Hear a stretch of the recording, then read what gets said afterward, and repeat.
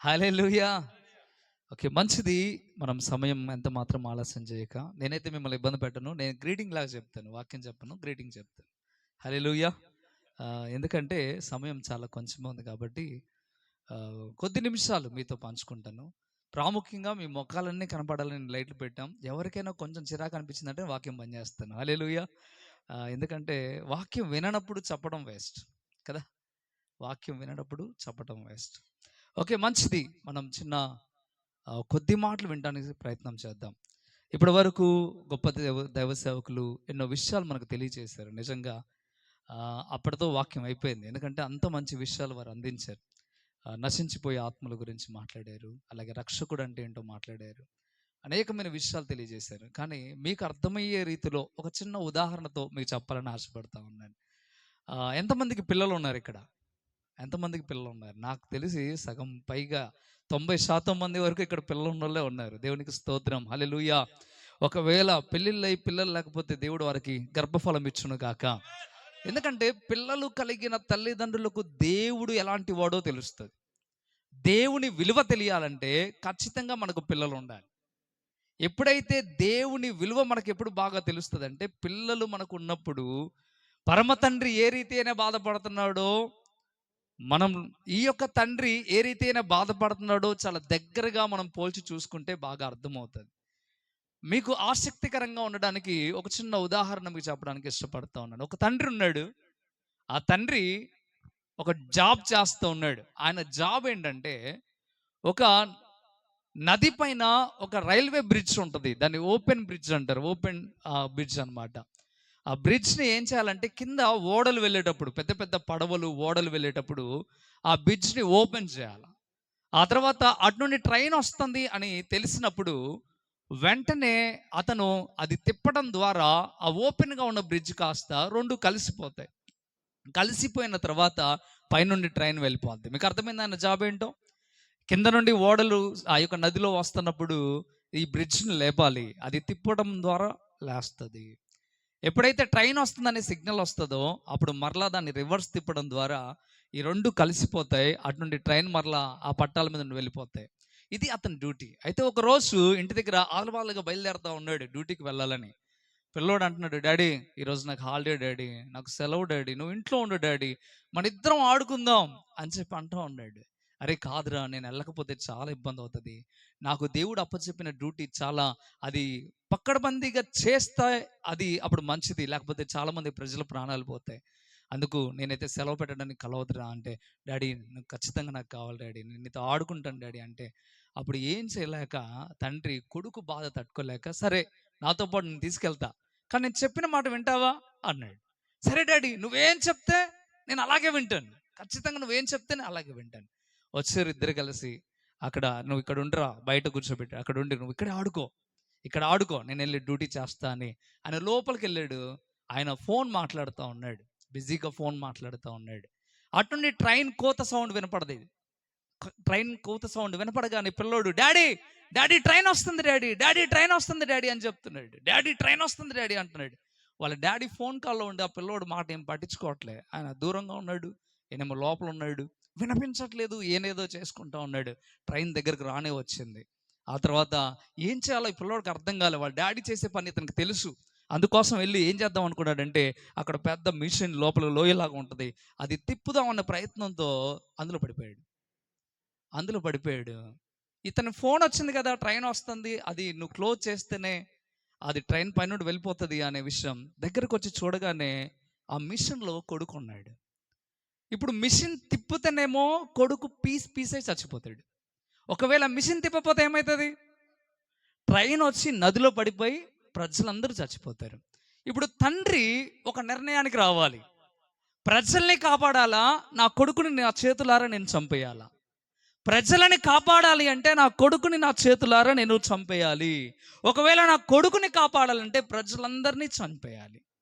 ఇప్పుడు ఈ తండ్రి ఒక నిర్ణయానికి వచ్చి ఆ మిషన్ అలా పట్టుకొని ఉంటంటే కొడుకు లోపల ఉండి కేకేస్తా ఉన్నాడు, డాడీ నేను ఇందులో ఇరుక్కపోయాను డాడీ, డాడీ నేను ఇందులో ఇరుక్కపోయాను daddy, please daddy, please daddy, help చేయ డాడీ అని కేకలేస్తుంటే తండ్రి కన్నీళ్లు కారుస్తూ ఏం సమాధానం చెప్పలేక ఆ మిషన్ తిప్పడం స్టార్ట్ చేశాడు.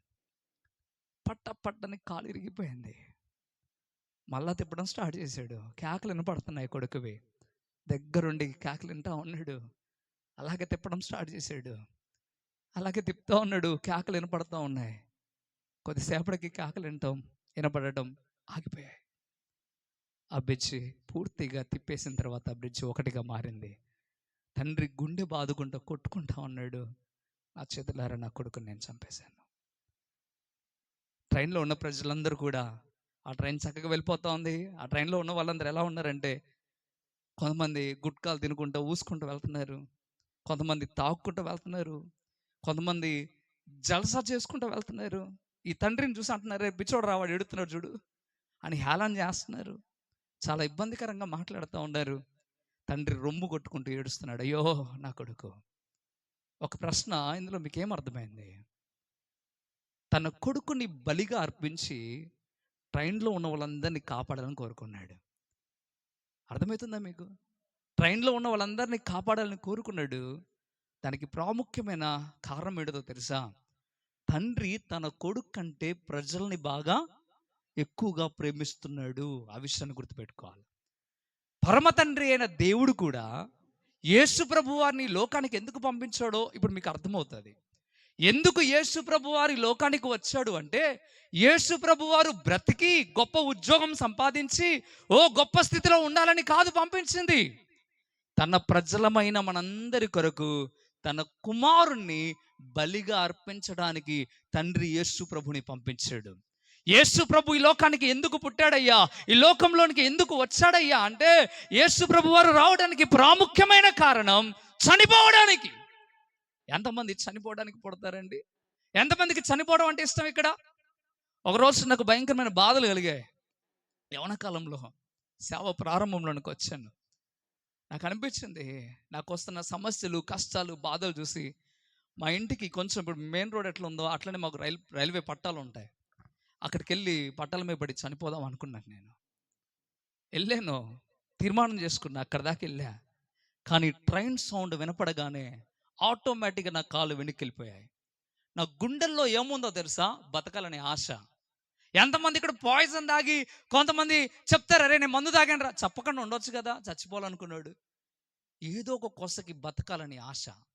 సీరియస్గా మాట్లాడుతున్నా, చాలా ఇంపార్టెంట్ విషయం ఇది. ఎందుకు ఒక మనిషికి బతకాలని కోరిక? ఎందుకు ఆ మనిషి చచ్చిపోవడానికి ఇష్టపడాడు? కొన్ని లక్షలు పెట్టైనా సరే కొద్ది నిమిషాలు బతికించుకోవడానికి కొన్ని లక్షలు ఖర్చు పెట్టిన వాళ్ళు లేరా? చాలామంది ఉన్నారు. బతకటానికే ఒక మానవుడిగా పుట్టడానికి ఇష్టపడుతున్న మనందరిలో యేసు ప్రభు వారు దేవుడిగా ఉన్నవాడు మానవుడిగా ఈ లోకానికి వచ్చి చచ్చిపోవడానికి పుట్టాడు. దానికి ప్రాముఖ్యమైన కారణం ఇందాక దైవ సేవకులు మాట్లాడారు, మనల్ని అందరినీ రక్షించడానికి. గట్టిగా దేవుని స్తోత్రం చెప్దామా? గట్టిగా చప్పట్లు కొడుతూ దేవుని స్తోత్రం చెప్దామా? మనల్ని రక్షించడానికి, ప్రాణం పెట్టడానికి ఆయనే ఒక మనుషుడిగా వచ్చి తన ప్రాణం పెట్టడానికి సిద్ధపడ్డాడండి. ఎంత గొప్ప ప్రేమ అండి! ఎంత గొప్ప ప్రేమ! మనల్ని రక్షించడానికి ఆయన ప్రాణం పెట్టాడు. యేసు ప్రభు వారు ఎందుకు ఈ లోకానికి వచ్చాడో కొన్ని విషయాలు, ఒక 2-3 విషయాలు మాత్రమే మీకు చెప్పడానికి ఇష్టపడతా ఉన్నాను. నెంబర్ 1 చూడండి, 1 తిమోథీయులకు రాసిన పత్రిక 1వ అధ్యాయం 15వ వచనం. 1 తిమోథీయులకు రాసిన పత్రిక 1వ అధ్యాయం 18వ వచనం.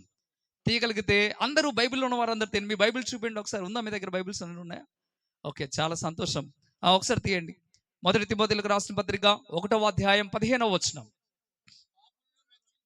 పాపులను రక్షించుటకు క్రీస్తు యేసు లోకమునకు వచ్చనను వాక్యము నమ్మదగినది. హల్లెలూయా!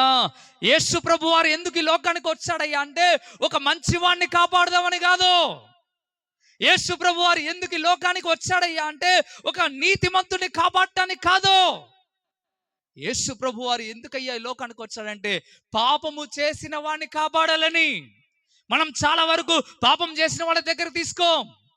ఒక వ్యభిచారించి ఛీ నీ బ్రతుకు పో అంటాం మనం, అవునా కాదా? ఏదైనా ఒక తప్పు చేసిన వాళ్ళని చూసి గుచ్చి గుచ్చి గుచ్చి గుచ్చి చంపడానికి ఇష్టపడతాం కాదండి? మన జీవితాల్లో తెలిసో తెలియక ఒక తప్పు చేస్తే ఎంతమంది నిన్ను గుచ్చలే, ఎంతమంది నిన్ను బాధ పెట్టలే, ఎంతమంది నిన్ను ఇబ్బంది పెట్టలే. కానీ నా యేసయ్య అంటున్న మాట ఏంటంటే, నిన్ను ద్వేషించడు, నీలో ఉన్న పాపాన్ని ద్వేషిస్తాడు ఆయన. హల్లెలూయా! నిన్ను ద్వేషించాడు ఆయన, నీలో ఉన్న తప్పుని ద్వేషిస్తాడు. ఎలాగా అంటే ఆ తప్పుని తీసేసుకో అని చెప్తాడు. నేను ఆ పాపాన్ని తొలగిస్తా అని చెప్తాడు. ఎందుకంటే యేసు ప్రభు వారు చాలా గొప్ప దేవుడు. మనుషుల్ని తన పోలికతో చేసుకున్నాడు గనక మనుషుల్ని ఆశ్రయించుకోవట్లే. దేవుడు పాపాన్ని ఆశ్రయిస్తున్నాడు. హల్లెలూయా. ఈ రోజున ఒక్కసారి ఆలోచించండి. ఏదో ఒక రకమైన పాపము చేసి, ఏదో రకమైన తప్పిదములు చేసి, ఏదో ఒక రకమైన పాపములో కొనసాగుతున్న వారిగా మనం అందరము లేమంటారా? ఒక్కసారి ప్రశ్నించుకుందాం మన హృదయాలకి. ఒకసారి మన హృదయాలు ప్రశ్నించుకుందాం. నా వ్యక్తిగతంగా నేను పరిశీలన చేసుకుంటున్న ఈ దినాన ఏ పాపమో చేసి ఉంటాను.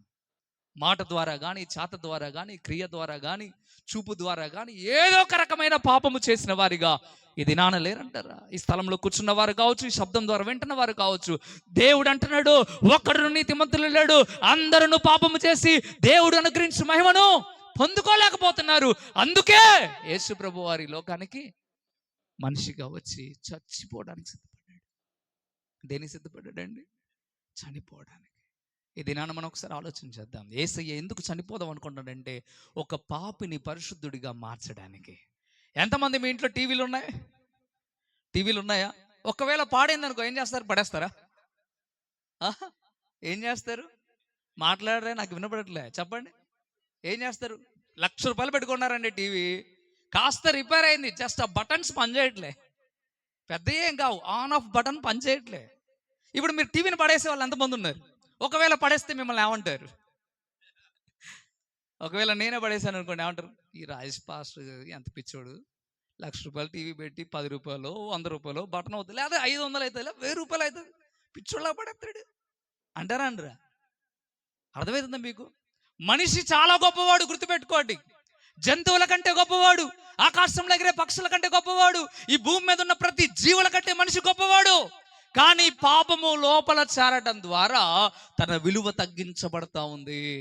ఆ పాపమును తీసివేస్తే, ఆ కొంచెం రిపేరింగ్ చేస్తే సరిపోతుందని దేవుడు అనుకున్నాడు కనుక మానవుడికి లోకానికి యేసు ప్రభువుకి వచ్చాడు ఆయన. హల్లెలూయా. అర్థమవుతుందా? ఇక్కడ మనందరికి రిపేరింగ్ అవసరం అంటారు కాదంటారా? ఖచ్చితంగా అవసరమే కదా. ఏదో ఒక డ్యామేజ్ ఉంది మనలో. కొంతమంది పిక్చర్ ట్యూబ్ పోయి ఉండొచ్చు, కొంతమంది రిమోట్ బటన్ పని చేయకపోవచ్చు, కొంతమంది ఆన్ ఆఫ్ బటన్ పని చేయకపోవచ్చు.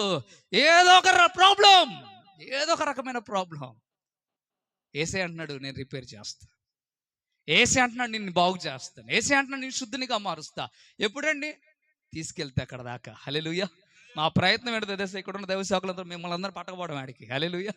యేసయ్యని మీ హృదయంలోనికి చేర్చుకోగలిగితే, యేసయ్య దగ్గరకు మీరు రాగలిగితే, యేసయ్య మందిరానికి మీరు వెళ్ళగలిగితే, ప్రార్థన స్థలంలో మీరు కూర్చోగలిగితే, నేను పాపినని మీరు ఒప్పుకోగలిగితే, దేవుడు తదక్షణమే రిపేర్ చేస్తాడు. హల్లెలూయా. పాపమును ఒప్పుకున్నవాడు గొప్పవాడు, కప్పుకున్నవాడు కాదు. దుప్పట్లు కప్పుకున్న వాళ్ళ గురించి మాట్లాడలేక నేను పాపాన్ని కప్పుకున్న వాళ్ళ గురించి మాట్లాడతాను. అర్థమవుతుందా? చాలా మంది ఏం చేస్తారో తెలుసా? పాపాన్ని కప్పెట్టుకుంటాం. ఎంతమంది పాపాన్ని కప్పెట్టుకోవడానికి సిద్ధపడగలుగుంటారు చెప్పండి? ఏదో ఒక తప్పు చేస్తారు, తప్పు అయిపోయింది అని ఒప్పుకుంటే ఎంత బాగుంటుంది. కానీ మనం ఏం చేస్తాం తెలుసా? నేను చేయలే, ఎంత నిరూపణ అవుతున్నా కానీ అది నేను కాదు. ఆడియో మెసేజ్ ఒకరు రిలీజ్ అనుకోండి, నేను కాదు, నా వాయిస్ అది కాదు, డబ్బింగ్ చేశారు. ఆ ఫోటో నేను కాదు, మ్యాప్ ఏమంటారు, అది ఎడిటింగ్ చేశారు, మాఫింగ్ చేశారు. అంటే తప్పుని ఒప్పుకోగలిగిన వాడు నిజమైన మనిషి అండి, నిజమైన మనిషి. ఈ దినాన మన తప్పుని ఒప్పుకోవడం ఎంత ప్రాముఖ్యమో ఒకసారి ఆలోచించండి. యేసు ప్రభు వారు ఎందుకు ఈ లోకానికి వచ్చాడయ్యా అంటే, మనిషిని, పాపంలో ఉన్న వాడిని పరిశుద్ధినిగా మార్చడానికి, పాపము నుండి తొలగించి పరిశుద్ధినిగా మార్చడానికి. ఇది నాన్న ఒకసారి ఆలోచన చేద్దాం. ఒకవేళ పాపము జీవితంలో మనం ఉన్నామేమో, తప్పుడు జీవితంలో మనం ఉన్నామేమో, ఆ తప్పుడు జీవితంలో నుండి మనం బయటికి రావాలనేది దేవుని ఆశ. క్రిస్మస్ అంటే అర్థం ఏంటంటే, క్రిస్ అంటే క్రీస్తు, మాస్ అంటే ఆరాధన. దేవుణ్ణి పవిత్రమైన హృదయంతో ఆరాధించడమే నిజమైన పండుగ. పప్పలు చేసుకోవడం పెద్ద పండగేం కాదు, ఇల్లు కడుక్కోవడం పెద్ద పండగేం కాదు, ఈ ఇల్లు శుభ్రం చేసుకోవడం పెద్ద పండగేం కాదు, కొత్త బట్టలు కొనుక్కోవడం పెద్ద పండగేం కాదు. మన బతుకు మారడం గొప్ప పండగ. హల్లెలూయా. ఎంతమంది బతుకుని మార్చుకోవడానికి రెడీగా ఉన్నారు? హల్లెలూయా. నా జీవితాన్ని నేను మార్చుకోవడానికి సిద్ధంగా ఉన్నాను యేసయ్యా. నా పాపపు బ్రతుకుని నేను మార్చుకోవడానికి సిద్ధంగా ఉన్నాను. నా తప్పులను నీ ముందు పెడుతున్నా, కన్నీళ్ళు విడిచి నీ ముందు పెడతాను ప్రభువా. నన్ను శుద్ధినిగా చేయి, నేను నిజమైన పండగ చేసుకుంటా ప్రభువా. అది కోరుకోవాలా ఈరోజు? అది కోరుకోవాలా? యేసే అంటున్నాడు, ఈ పాపాన్ని ఒప్పుకోగలిగితే, దేవుడు క్షమిస్తానని చెప్తున్నాడు. యేసయ్య వచ్చిందే దానికి. చాలామంది మనుషులు అంటూ ఉంటారు, పాపులు రక్షించడం ఏందండి? చాలామంది అనేమాట, పాపులు రక్షించడం ఏంది? ఆయన పాపుల దేవుడా? ఎస్, ఆయన పాపుల దేవుడే. ఎందుకు? మంచివాడికి రిపేరింగ్ అవసరం, కొత్త టీవీకి రిపేరింగ్ అవసరం అండి? అవసరమా అండి? పాడైపోయిన దానికే రిపేరింగ్ అవసరం. మన బ్రతుకులు పాడు కాలేదని ఎంతమంది గట్టిగా చెప్పగలరు? నేను సరిగ్గా ఉన్నాను ఎంతమంది చెప్పగలరు? ఇక్కడ ఎవరూ చెప్పలేం. ఏదో ఒక రకమైన రిపేరింగ్ అవసరం ఉంది మనకి. అందుకే అంటున్నాడు దేవుడు మనల్ని బాగు చేయడానికి వచ్చాడు, మనల్ని శుద్ధిని చేయడానికి వచ్చాడు. అందుకే నెంబర్ 1 మనం చూస్తాం, పాపులను రక్షించుటకు ఆయన వచ్చాడన్న మాట నమ్మదగినదే. ఎంతమంది నమ్ముతున్నారు? చప్పట్లు కొడితే చెప్తామా? నమ్ముతున్నాను నేను, హల్లెలూయా, నేను నమ్ముతున్నాను యేసయ్యా అని చెప్తాం అందరం. మన నోటితో చెప్తా, నేను నమ్ముతున్నాను యేసయ్యా, నా పాపాన్ని తీసివేయడానికి వచ్చావని నమ్ముతున్నాను యేసయ్యా, నేను నమ్ముతున్నాను ప్రభువా. ఆయన నోటితో ఒప్పుకుంటే ఆయన మనల్ని గొప్ప స్థితిలో ఉంచుతాడండి. హల్లెలూయా, అది గుర్తుపెట్టుకుందాం. రెండోదిగా మనం చూద్దామా, ఎందుకు యేసయ్య వచ్చాడు? అసలు పాపంలో ఎందుకు పడిపోయాం మనం? పాపంలో పడిపోవడానికి కారణం ఏంటి? ఒకసారి మనం ఆలోచన చేద్దాం. చూడండి మనం ఒక మాట చూద్దాం. 1 యోహాను 3వ అధ్యాయం 8వ వచనాన్ని చూద్దాం. 1 యోహాను 3వ అధ్యాయం 8వ వచనం. 1 యోహాను, అపవాది మొదటి నుండి పాపము చేయుచున్నాడు గనుక. అసలు పాపం చేసేది మొదటి నుండి ఎవడు? అసలు మనకంటే ముందు ఒకడు ఉన్నాడు. హల్లెలూయా, మనకంటే ముందు ఒకడు ఉన్నాడు. వాడెవడంటే అపవాది, అనగా సాతాను మొదటి నుండి ఏం చేస్తున్నాడు అయ్యా అంటే పాపము చేస్తున్నాడు. ఈ వాక్యం చెప్పే ప్రారంభంలో మీకు ఒక మాట చెప్పా, తల్లిదండ్రులుగా ఉన్న వారికి ఈ విషయాలు బాగా అర్థమవుతాయని. అర్థమవుతుంది మీకు? ఎందుకు ఈ మాట అంటే, ఇక్కడ అపవాది ఏంటంటే వాడు నిజంగా ఫస్ట్ నుండి పాపే. వాడు పాపంలో ఉన్నాడు, దేవుని ఆజ్ఞను అతిక్రమించి. అటువంటి దేవుని ఆక్రమించిన ఆ సాతాను ఇప్పుడు ఏం చేస్తుందయ్యా అంటే మనుషులందరినీ కూడా పాపంలోకి తీసుకెళ్ళాలని కోరుకుంటుంది. ఎందుకు మనుషుల్ని టార్గెట్ చేస్తుంది? ఒక కుక్కనో, నక్కనో, పందినో, జంతువుని, ఏదో ఒక ఆకాశ పక్షినో ఎందుకు టార్గెట్ చేయట్లేదయ్యా అంటే మనము దేవుని పిల్లలం. హల్లెలూయా. దేవుడు మనల్ని ఎలా తయారు చేసుకున్నాడు? తన స్వహస్తాలతో తన పోలిక చొప్పున. అర్థమవుతుందా? చాలా మంది పాత సినిమాలు చూసుంటారు, హీరోని ఏం చేయలేక విలన్ ఏం చేస్తాడు? పిల్లల్ని కిడ్నాప్ చేస్తాడు. మీ పిల్లలు నా దగ్గర ఉన్నారు, నువ్వు సింగిల్గా రా, పోలీసు వాళ్ళని వెంట పెట్టుకొని రావద్దు, నువ్వు సింగిల్ రా. ఇప్పుడు పిల్లోని పక్కన పట్టుకొని కత్తి పీక మీద పెట్టి ఏమంటాడు? ఇక అన్ని కొడతా ఉంటాడు. నా పిల్లోని ఏం చేయొద్దు, నన్ను ఎంతైనా కొట్టండి, నన్ను ఎంతైనా చంపండి. వాస్తవా కాదా? పిల్లల కొరకు ప్రాణం అర్పించడానికి తల్లిదండ్రులు సిద్ధపడ్డట్లుగా పిల్లలైన మనందరి కొరకు ప్రభువైన తండ్రి ప్రాణం అర్పించడానికి సిద్ధపడ్డాడు, అపవాదిని సైతం జయించడానికి. హల్లెలూయా. అపవాది ఏం చేస్తోంది? మరలా చదువుదా మాట. అపవాది మొదటి నుండి పాపము చేసిన వాడే ఉండి ఆ పాపము చేయవాడు గనక, ఆ పాపము చేయవాడు. ఇక్కడ మనుషులను సాతాను ఏం చేస్తుంది? పాపము చేసేవాడిగా ప్రేరేపిస్తుంది. అక్కడ అది మాట రాస్తుంది కదా, పాపము చేసేవాడిగా ఒక మనిషిని ఎవరు ప్రేరేపిస్తారు? అపవాది. గుర్తుపెట్టుకోండి, పాపం చేయాలనే ఆలోచన వచ్చిందంటే ఆలోచన ఎవరు పుట్టించారు? సాతాను గాడి. అబ్బా అమ్మాయి బాగుందిగా, ఆలోచన పుట్టింది సాతాను. అబ్బాయి భలేగా ఉన్నాడే, సాతాను ఆలోచన పుట్టింది. ఇక్కడ ఒక మంచి వస్తుందిగా, జేబులు వేసుకొని పోదాంలే అనే ఆలోచన ఎవరు పుట్టించారు? సాతాను కదా, సాతాను. అర్థమవుతుందా మీకు? ఇక్కడ ఒక 100 రూపాయల నోటు పడదనుకోండి, అలా పడదనుకోండి, ఏం చేస్తారు? పడ్డది ఎవరితో కూడా తెలుసా, పోతున్నాడు కదా. ఏం చేస్తావు నువ్వు? బ్రదర్ 100 రూపాయల నోటు మీదేనా అనో, అటు ఇటు చూసి దాని పక్కకు పోయి నిలబడి జేబులో ఉండి స్టైలు కచ్చిపు తీస్తంటే పడిపోయినట్లుగా దాని మీద వేసి కచ్చిపుతో సైతం దాన్ని ఇలా తీసి మలసి అలా పెట్టేసుకుంటాం. ఇది ఎవరు పుట్టించారు ఈ ఆలోచన? అపవాది. దొంగతనం చేయడం అపవాది ఆలోచన పుట్టిస్తాడు, అబద్ధం ఆడటం అపవాది ఆలోచన పుట్టిస్తాడు, వ్యభిచారం చేయమని అపవాది ఆలోచన పుట్టిస్తాడు, పరులను ద్వేషించమని అపవాది ఆలోచన పుట్టిస్తాడు.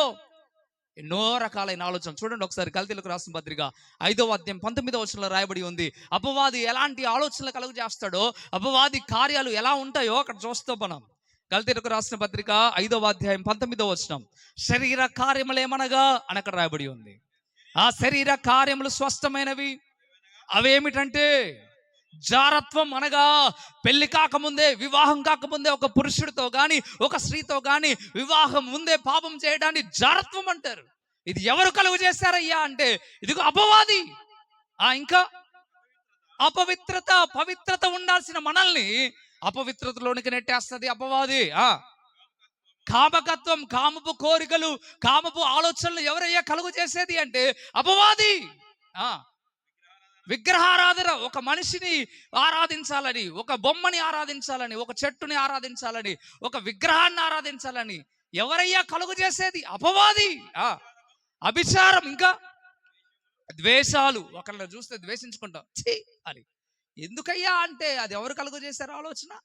అపవాది. ఇంకా కలహాలు, గొడవలంటే ఎంత హుషారో చాలా మందికి. ఇక్కడ ఆడవాళ్ళు ఎక్కువ మంది ఉన్నారు కాడి. పక్కింట్లో గొడవ అవుతుందంటే షోలు ఆడదా పోతే పిల్లలు అడుతున్నారు అనుకో, రాట్లే. అందుకే పెద్దలు ఏమన్నారు తెలుసా, గోడకు సోలు ఉంటే జాగ్రత్త. గోడకు సోలు ఉంటాయండి అసలు? నాకు తెలిసి గోడకు ఆనుకొని సోలు ఉంటాయేమో, అందుకే ఆ మాట అన్నారేమో. అవతల గదిలో ఏమన్నా అవుతుందంటే ఈ గదిలో ఇట్లా ఇట్లా గోడ కానిందా అనలేదు చెవు, అందువల్ల అన్నారేమో అనిపిస్తుంది నాకు కొన్నిసార్లు. అది కాదంటే చెప్పండి, నేను కూడా నేర్చుకుంటాను. హల్లెలూయా. అంటే చెవులన్నీ ఎడిపోతాయి. ఆ కలహం జరిగేటప్పుడు, గొడవ జరుగుతుంటే ఏం చేయాలా? ఇప్పుడు అన్న గొడవ అవుతుంది అనుకో, ఆగన్నా, ఆగని చెప్పాలా వద్దా? ఇలా ఉండి కానీ అంటే దాని అర్థం ఏంటి? కలహం అనేది మనకి ఇష్టంగా మారుతుందంటే మనలో ఎవరున్నట్టు? అపవాది ఉన్నాడు. అర్థమవుతుందా? ఆలోచన చేయండి. ఇవన్నీ చాలా సీరియస్తో కూడిన మాటలు. కానీ ఒకసారి మీరు ఆలోచన చేయండి, అర్థం చేసుకోండి. అపవాదికి నువ్వు చోటు ఇవ్వడం ద్వారా, అపవాదిని హృదయంలో ఉండటం ద్వారా ఇలాంటివన్నీ పుట్టిస్తాడు. అందుకే యేసయ్య వచ్చాడు. ఇంకేమంటున్నాడు? అపవాది ఉంటే ఏం జరుగుతుంది? మత్సరాలు, అసూయ. ఎంతమందికి అసూయ? వాడు నిన్న కాకముందు కారు కొనుక్కున్నాడు, నాకు సైకిల్ కూడా సరిగా లేదు. ఆడు చూడు 2 స్టేర్లు వేసాడు, ఆడు 20 స్టేర్లేనే వేస్తాడు. నువ్వు అట్టనే చూస్తా ఉంటావు నాకు తెలిసి. ఎందుకంటే అసూయ. అర్థమవుతుందా? చాలా మంది అసూయ. ఒక చిన్న ఉదాహరణ మీకు చెప్తా, ఎంత దారుణంగా ఉంటుందో అసూయ. 2 అన్నదమ్ములండి, చాలా అసలు ఎంత బెస్ట్గా ఉండేవాళ్ళు అంటే, ఈ ఊర్లో ఇంత మంచి అన్నదమ్ములు ఎవరు లేరురా అన్నట్లుంటది. అలాంటి అన్నదమ్ముళ్ళు పక్కనే స్థలాలు ఉంటాయి అన్నదమ్ములకి. ఇగో ఈ అన్నదమ్ములు కూడా పక్కనే స్థలాలు ఉన్నాయి కదా. అన్నదమ్ములు పక్కనే స్థలాలు ఉంటే ఆ తమ్ముడికేమో ఇల్లు కట్టుకోవడానికి సరైన స్థితి లేకుండా ఉండిపోయాడు. ఎందుకంటే మనకు కొన్ని అలవాట్లు ఉంటాయిగా, అయ్యే సగం నాశనం చేసి.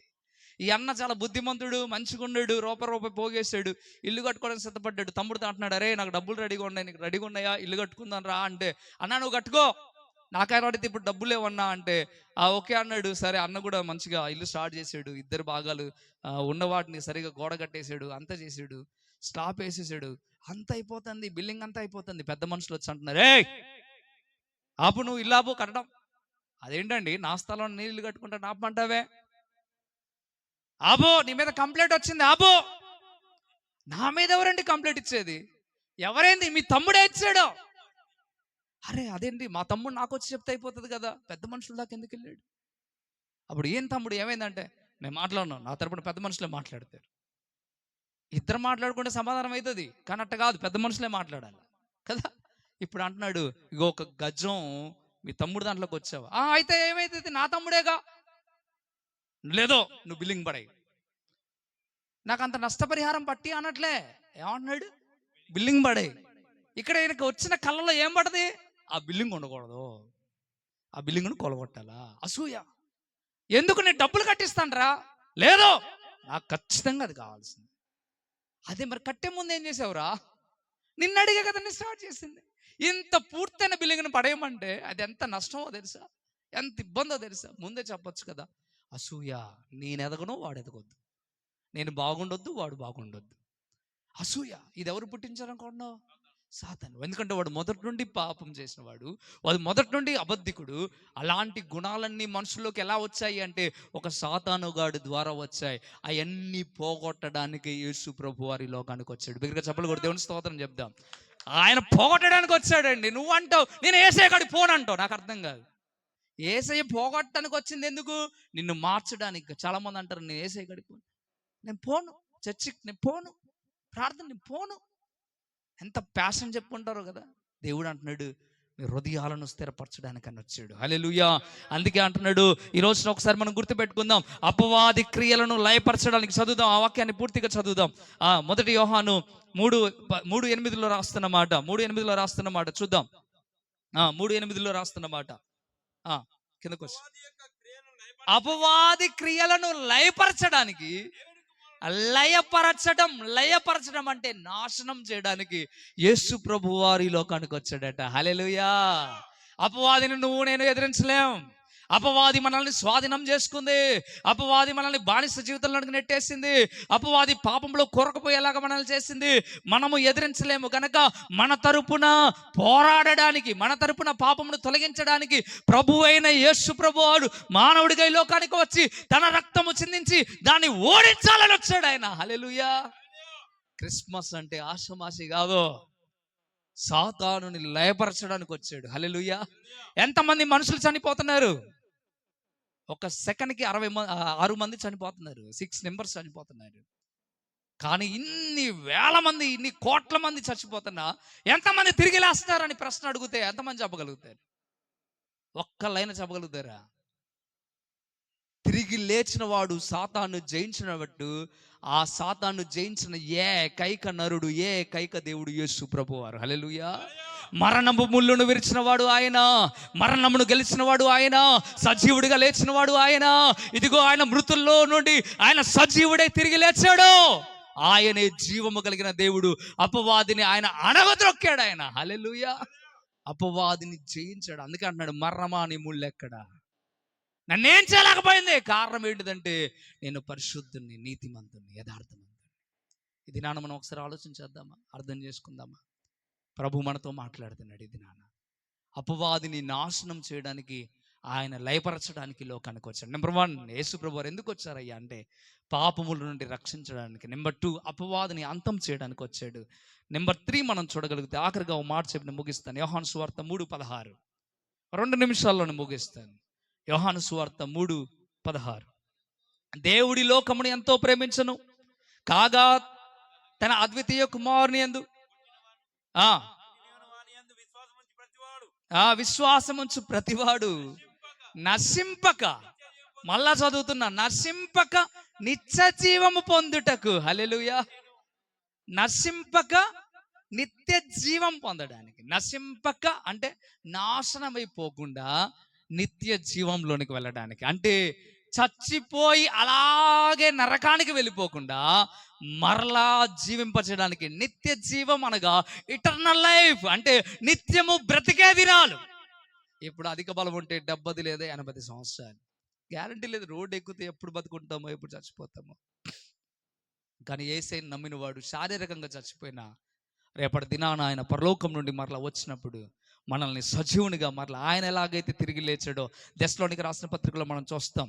అర్థమవుతుంది? ఆయన ఎలాగైతే మనల్ని ఆయన ఎలాగ లేచాడో మనల్ని కూడా అలాగే తిరిగి లేపి సజీవునిగా దేవుడు మనల్ని పరలోక రాజ్యంలో ఉంచుతాడు. హల్లెలూయా. హల్లెలూయా. ఎంతమందికి నిత్య జీవంలో ఉండాలని ఆశ ఉంది? పరలోక రాజ్యంలో ఉండాలని ఆశ ఉంది? ఎప్పుడు బ్రతుకుతూ ఉండాలని ఆశ ఉంది? చాలా మంది అంటారు, ఈ ఎంతకాలం అండి ఇక్కడ బతికేది? ముసలి వాళ్ళు, ఇక్కడ పెద్ద వయసు కలిగిన వాళ్ళని అడిగితే ఏమంటారు తెలుసా? ఎప్పుడు సావతుందా అని చూస్తున్నానయ్యా. ఏమంటారు వాళ్ళు? ఎప్పుడు సావతుంది. అగ్గొగ్గో అమ్మ అంటనే ఉంది. నాకు తెలుసు, నీ ఆలోచన తెలుసు, నీ డైలాగ్ తెలుసు. నాకు ఏం చేస్తామయ్యాడా? మమ్మల్ని చూసేవాళ్ళు లేడు, ఈ కన్నీళ్లు తుడిచేవాడు లేడు, మాకు రోగం వస్తే హాస్పిటల్ తీసుకెళ్లేవాడు లేడు, ఇబ్బంది అయితే పట్టించుకునేవాడు లేడు, కన్న బిడ్డలు పట్టించుకోవట్లే, కన్న కొడుకులు పట్టించుకోవట్లే, రెక్కల ముక్కలు చేసి వాళ్ళని సాది పెద్దవాళ్ళని చేసాం, ఉద్యోగం కలిగిన వారిగా చేసాం, ఉన్నతమైన స్థితి చదువులు చదివించాం, అమెరికా అంటే అమెరికా పంపించాం. కానీ ఈ చివరి దశలో మమ్మల్ని చూసేవాడు ఎవడు లేడు. ఎంతకాలం బతుకుంటామయ్యా? చస్తే బాగుండు అంటే. ఒక మాట చెప్పనా, ఈ లోకంలో బాధలు ఉన్నాయి కాబట్టి చస్తే బాగుండు అనిపించింది. ఈ లోకంలో కన్నీళ్ళు ఉన్నాయి కాబట్టి చస్తే బాగుండు అనిపించింది. ఈ లోకంలో ఇబ్బంది ఉంది కాబట్టి చస్తే బాగుండు అనిపించింది. దేవుడు చెప్తున్న మాట, పరలోక రాజ్యంలో కన్నీరు ఉండదట, పరలోక రాజ్యంలో శ్రమలు ఉండవట, పరలోక రాజ్యంలో దుఃఖం ఉండదట, పరలోక రాజ్యంలో నిత్యము సంతోషం, నిత్యము ఆనందం ఉంటుంది. హల్లెలూయా. ఇక కష్టపడ్డా లేవు, ఇబ్బంది పడ్డా లేవు, వాళ్ళు చూస్తారా వీళ్ళు చూస్తారా, ఏమీ లేదు. ప్రభువు నీ ముందుంటాడు, నీవు ప్రభు ముందుంటావు, అందరము కలిసి ప్రభువులో ఆనందిస్తాం. హల్లెలూయా. అందుకే ఇక్కడ ఉన్నంత కాలమే ఈ ప్రయాస, ఈ శరీరం ఉన్నంత కాలమే బాధ, వేదన, ఇబ్బంది. దేవుడు అంటున్నాడు, నీ ఇబ్బంది అంతా నేను తొలగిస్తా. నన్ను నమ్ముకుంటావా? నేను దేవుడిని ఒప్పుకుంటావా? నీ ఇబ్బందులని నేను తీసివేస్తా. నేను దేవుడు నన్ను ఒప్పుకుంటావా అని అడుగుతున్నాడు.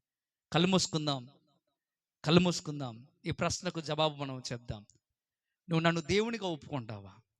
సొంత రక్షకుడిగా నన్ను అంగీకరిస్తావా? నువ్వు నన్ను సొంత రక్షకుడిగా అంగీకరించగలిగితే నీకు పరలోక రాజ్యం ఇవ్వాలని ఆశపడుతున్నాను అని చెప్తున్నాడు. అందరం కళ్ళు మూసుకుందామా? ఇప్పటి వరకు విన్న మాటలను బట్టి, ప్రభువా నేను ఒప్పుకుంటున్నాను, నిన్ను పరలోక రాజ్యం నాకు కావాలి, నిత్య జీవం నాకు కావాలి. ప్రభువా నువ్వు నా కోసమే వచ్చావని నేను ఈరోజు తెలుసుకున్నాను. నా కోసమే నువ్వు మరణించావని నేను తెలుసుకున్నాను. నా కోసమే నీ శరీరం అంతా గాయాల చేత నింపబడ్డదని తెలుసుకున్నాను. నా కొరకే ప్రాణం అర్పించావని తెలుసుకున్నాను. నా కొరకే 3వ రోజున తిరిగి లేచావని తెలుసుకున్నాను. అపవాదిని నాశనం చేశావు, అపవాది క్రియలను లయపరిచావు. అయ్యా మీకు వందనాలు. నన్ను రక్షించడానికి పరలోకం నుండి దిగి వచ్చావా యేసయ్యా? నన్ను రక్షించడానికి, నా పాపముల నుండి విడుదల కలిగించడానికి, నన్ను బాగు చేయడానికి ఈ లోకానికి వచ్చావా? నీ ప్రేమ ఎంత గొప్పది నాయనా. మేము పాపంలోనే ఉండి పాపంలోనే చచ్చిపోకూడదని, అపవాదికి బానిసగా మేము ఉండకూడదని, అపవాది క్రియలు నశించాలని, అపవాది పైన విషయం మాకు ఇవ్వాలని వచ్చావా మా తరపున పోరాడడానికి? నిజమే ప్రభు, మీరు ఇచ్చిన కృపను బట్టి వందనాలు. మీరు ఇచ్చిన కృపను బట్టి లెక్కలేని స్తోత్రాలు. ఇది నాన్ననైనా నా మనసు మార్చుకుంటున్నా. ఇది నాన్న ప్రభువా, నా మనసుని మార్చుకుంటున్నా. నా పాపమును క్షమించు. నాకు తెలిసే పాపం చేస్తున్నా. నాకు తెలుసునైనా నేను చేసేది పాపం అని. అపవాది నా మీద ఏలుబడి చేస్తూ ఉంది. అపవాది నా మీద ఏలుబడి చేస్తూ ఉంది. ఎవరైనా పాపం అని తెలిసినా చేస్తున్నారా? దేవుడు అంటున్నాడు, ఇది నాన్న అపవాది ఏలుబడి ఇప్పుడే నశించాలి అంటే ప్రార్థన చేయ బలంగా. ఈరోజు దేవుని దగ్గర కన్నీళ్లు కార్చు. ప్రభువా ఇప్పుడే యేసయ్య నామములో అపవాదిని బంధిస్తున్నాం. ఏలుబడి చేస్తున్న దురాత్మను బంధిస్తున్నాం. నీ నామములో బంధిస్తున్నాం. ప్రభువా మీకు లెక్కలేని స్తోత్రం. మేము పాపంలో పడిపోకూడదని మీ కోరిక, మేము పరిశుద్ధముగా బ్రతకాలని నీ కోరిక, నీ రాజ్యము చేరాలని నీ కోరిక. అట్టి రీతిగా మేమందరం ముందుము గాక. ఎవరైతే నేను ఈ రోజు నుండి పాపం చేయకుండా నీతిమంతుడిగా ఉండాలని తీర్మానం చేసుకుంటున్నారో మీ గుండె మీద చేసుకోండి. వారి కొరకు చిన్న ప్రార్థన చేస్తాను. పాపం చేయను ప్రభు, ఇక మీదట నేను నీతిమంతుడిగా ఉండాలని కోరుకుంటున్నా. వాక్యం ద్వారా నువ్వు నాతో మాట్లాడావు, వాక్యం ద్వారా నువ్వు నాతో మాట్లాడావు. దాన్ని నేను సరి చేసుకుంటాను. ఇక మీద నేను తప్పు చేయను, ఇక మీద నేను సాతానికి లోబడను. నాకు విజయం ఇస్తున్నావని నమ్ముతున్నాను ప్రభువా అని చిన్న ప్రార్థన మీరు చేయండి. మీరు హృదయం గుండె మీద చేసుకొని, హృదయం మీద చేసుకొని ఒక తీర్మాన ప్రార్థన. ప్రభువా మీకు వందనాలు, స్తోత్రాలు. ఇక మీదట నేను ఎప్పుడు పాపము చేయని వాడిగా ఉండాలని ఆశ కలిగి ఉన్నాను. నా తరపున మీరు పోరాడండి. నాకు మీ సహాయం అవసరం అయ్యా. మీరే మాకు తోడుగా ఉండండి అయ్యా. తల్లి మరచినా తండ్రి విడచినా నేను విడవను, ఎడబాయనని చెప్పిన దేవుడవు. ఈ దినమున ఏ బిడ్డలైతే వాక్యం విని మారు మనసు పొంది హృదయం మీద చేయి వేసుకొని ప్రభువా నాకు సహాయం చేయమని అడుగుతున్నారో వారి పట్ల నీ చిత్తము నెరవేర్పు జరుగును గాక. వారికి మీరు సహాయము చేదురు గాక. అయా ఈ స్థలములోనైనా కొద్ది మందిగా ఉండి అయా తీర్మానము చేసుకుంటున్నారో, ఏ బిడ్డలైతే తీర్మానము చేసుకుంటున్నారో వారి తీర్మానము స్థిరపరచబడును గాక. నీ రాకడలో ప్రభు వారు ఎత్తబడుదురు గాక. ప్రభు మీరు కృప చూపించమని, నడిపించి, దీవించి, ఆశీర్వదించమని యేసయ్య నామములో మిక్కిలి బతిమలాడి వేడుకుంటున్నాం తండ్రి. ఆమేన్, ఆమేన్.